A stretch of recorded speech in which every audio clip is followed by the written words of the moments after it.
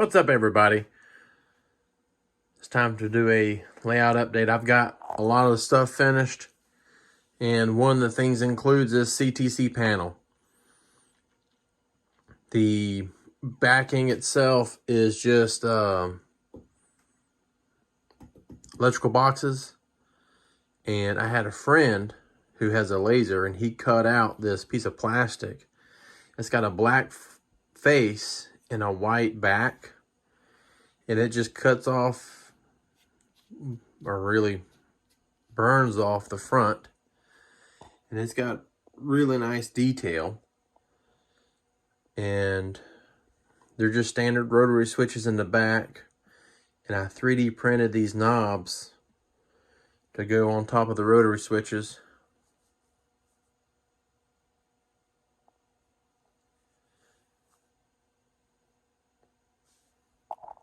But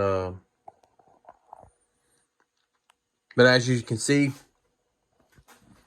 I've got occupancy in the siding, and I've got the Amtrak train waiting right now, and I can give them directions for the signals.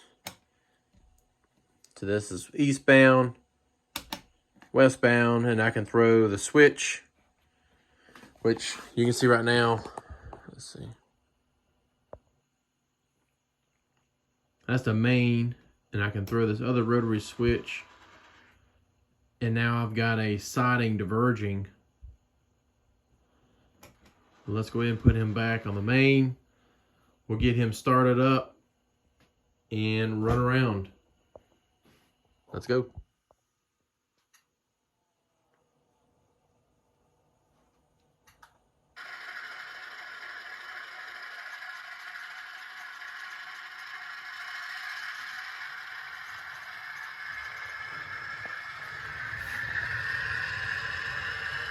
And what's cool is that with the occupancy, there's little, I forgot what they called them, but I've got different blocks set up from this signal to this signal.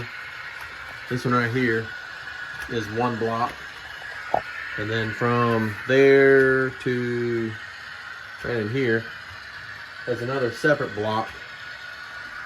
And when the train clears out these two blocks together, and that back passenger car gets past that,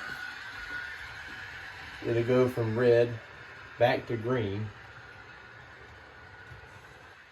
And I could have done a lot more programming and been able to get it go back to yellow, then to green, the next oncoming section, but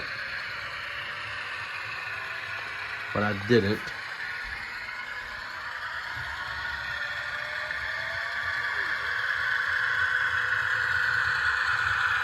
But adding these signals in is really cool.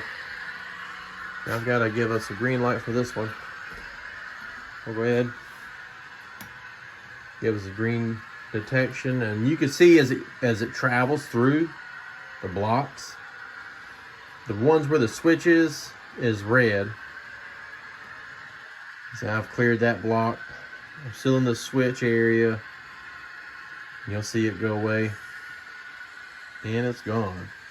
Right now I'm just in this block. You can barely tell it.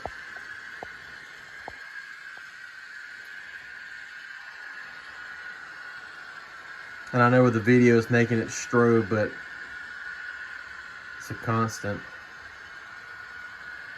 We should be entering the switch area. Switch. There we go. But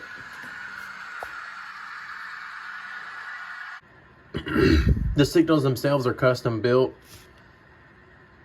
This particular one is from Details West, but you contact him and specify if you want however many indications of 3 or 2, how many of those you want. The individual ladder strungs are applied separately. The bases, the other mounts at the bottom, and you could You could purchase some that's already pre-built, but not this type for the Southern Railway. And then this signal bridge is totally custom.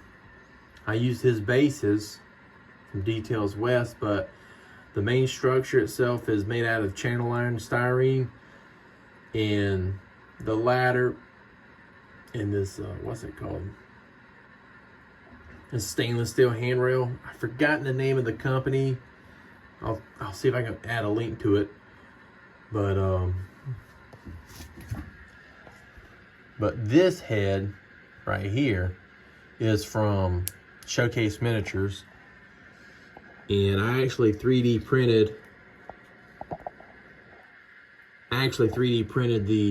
The shade itself, and basically when I finished this whole signal project, they came out with even more signal heads and variations and whatnot. So, but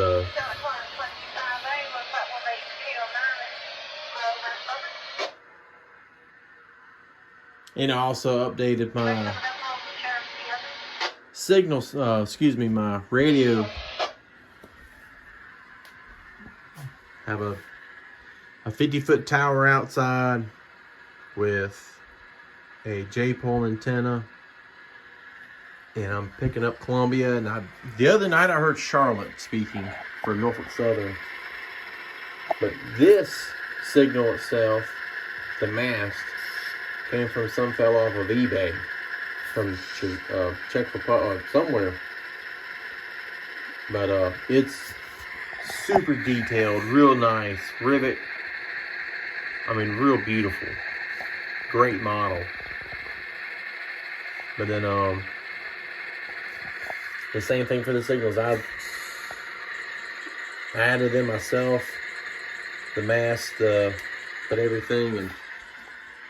But just like this one right here, everything is on a little magnet. So that way if it gets bumped, I got a magnet on the top and the bottom inside. So anything gets bumped, it positions itself right back. But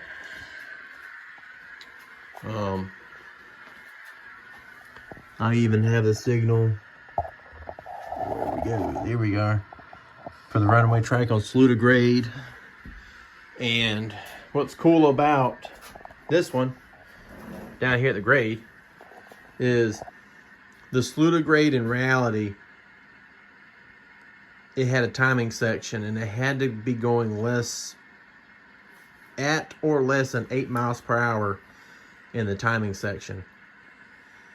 And if I was a computer genius, I could have done it through JMRI and the LCC system, but it took me some good time.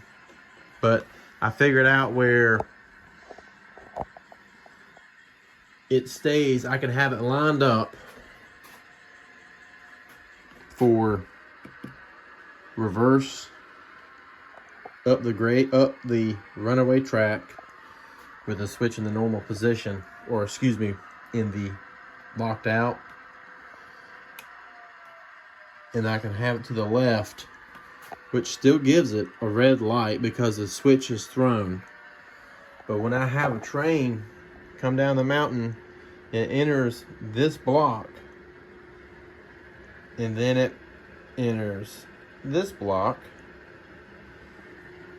that switch will throw back to the normal or reverse position to go down the grade, and the green light will come up. But on the Sluta Grade, the switch always stays in the reverse position in case of an emergency, that the train will go up the grade itself. Up the runaway track to the right. But like I briefly touched on earlier, the computer system is completely standalone. The LCC system is completely standalone from RR Circuits, and there's a good bit of YouTube videos out there. They're very helpful. It got me a long way. I'm no computer guy by any means, but yeah, you have all your different boards, and you can select some, but each one is just input output with underneath here you have your one board connects to the bottom section. I've already forgot what all the names of them are, it's been a while, but over here is your block occupancies, and then on this side to the left is, on the same side up here, is your tortoise machine, and this is your power that feeds in for the tortoise machine, so that way you can power signals. And yeah, up here, the left and the right side, those power your LEDs for the signals. So, but basically these two boards will control one control point. Like this one's Gilbert, this other one's Gaffney. Then I've got a spare one that I've just put in. It's empty right now just in case. I've got West Switch Sluta, East Switch Sluta, and then Melrose. And then I've got different ones for these over here. They are for the light occupancies for, oops, sorry. Let's focus, there we go. They do all the occupancies for the top CTC panel. Not much else has gone on. I've added some cup holders. I redid the track that went across the bridge. I got sick and tired of it, trying to take it on and off, and I had it accessible for the air conditioning guy, but they're fine with leaving it up. That's great for me because now I'm tired of taking it down. The other thing I've been working on is a speedometer, and I don't have number 2 plugged in yet.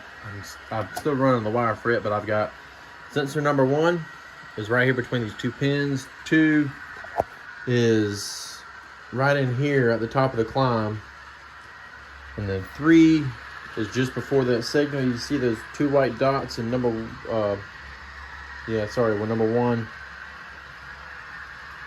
3, and 4. Number 4 is right here down the bottom of the main line. But we're gonna let this thing come back around, and we'll see what our speed is.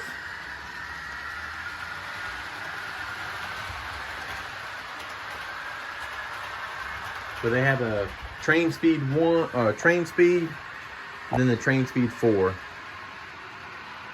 The box itself is just an electrical conduit box. Sensor number 1 is doing 59 miles an hour.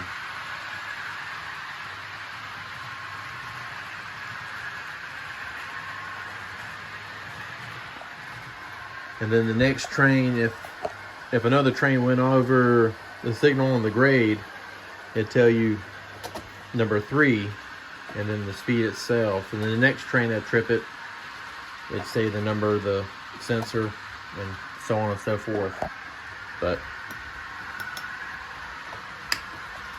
that's it. Thanks for tuning in.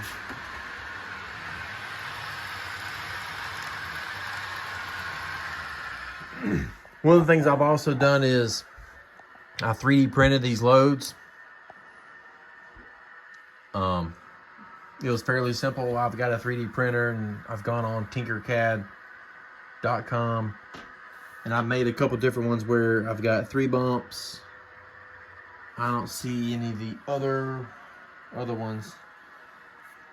These are just made out of foam. But the other ones I've got is like 2 mounds, and I've got another one that's just 1 solid mound. I don't have them in here, but they're not much difference And that's pretty much it for right now. But thanks for tuning in.